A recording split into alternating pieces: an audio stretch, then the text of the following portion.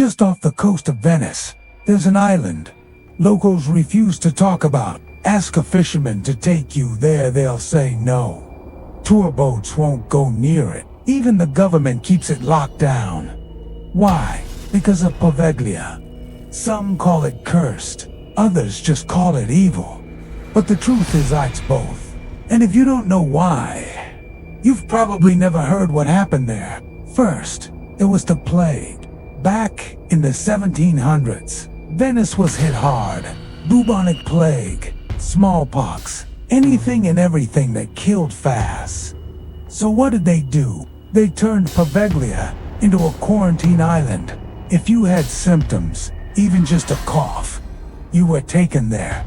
No trial, no treatment, just a slow death. They dumped bodies in pits, thousands of them.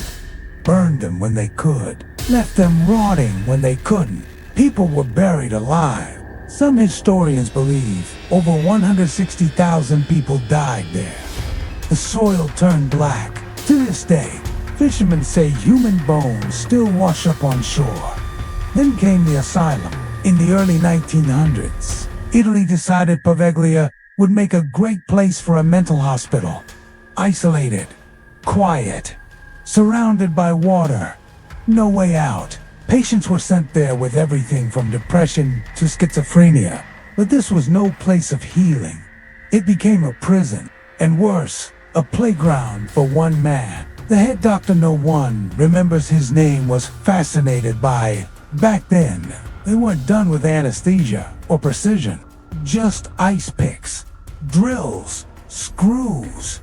He'd strap patients to tables in the bell tower and experiment. 4 years. Locals reported hearing screaming from across the water. Not just patients, but laughter. His laughter, until the ghosts turned on him. The scariest moment, one night, the doctor ran up the bell tower, screaming. Witnesses said he was clawing at his own face. Then he jumped. They found his body broken on the stone courtyard. But here's the twist. The bell tower's bell. It kept ringing for years after it was removed. No ropes, no clappers, no bell. But people still hear it. Even now, tourists who snuck onto the island report whispers, cries, footsteps in the dirt, cold spots in 90-degree heat. One man claimed he saw a figure in a plague. Dr. S. mask just standing in the hallway of the abandoned hospital. Another said he felt hands around his throat. But no one was there. There's no electricity on Poveglia, no boats tied to its dock, just ruins and silence. And yet it feels alive, the kind of alive that watches you, waits, listens. A true experience. A paranormal researcher named Elena went there in 2016. She made it 40 minutes before she ran screaming to the boat she'd hired. She refused to say what she saw, but later on a podcast, she said this. I've been to Auschwitz, I've investigated prisons, but this place, ... It feels wrong at the bone level. The island itself doesn't want you there. The Italian government, they've tried to sell the island multiple times, auctioned it, offered it to developers. One buyer actually won the bid, then backed out days later. He never gave a reason. Locals say the ghosts don't want the land disturbed. And if you try, they let you know. They say ghosts are echoes of the past. But on Poveglia, the past is louder than ever. Maybe it's because of all the pain.